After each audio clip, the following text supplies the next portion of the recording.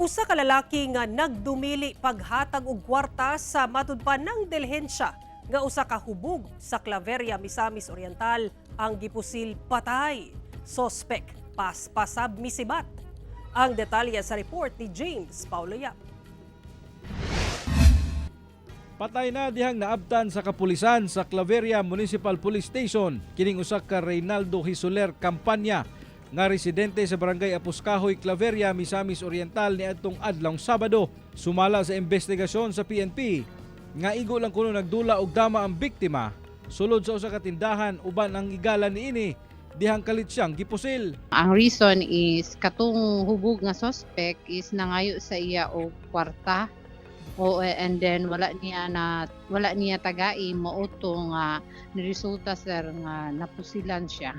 Nakuha sa crime scene ang 8 ka mga basiyo sa .22 kalibre nga pistola. Gidala pa sa Misamis Oriental Provincial Hospital sa Claveria ang biktima. Apan gideklara kining patay sa mga doktor tungod sa naangkon niini nga 8 kasamad pinusilan sa iyang lawas. Dali-dali sab kuno nga misibat ang suspect nga residente lang sab sa susamang barangay nga wala una panganli sa kapulisan.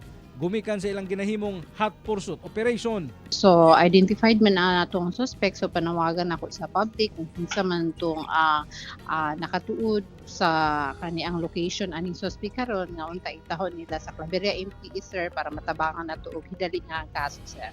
Ako si James Paulo Yap, 1 Mindanao.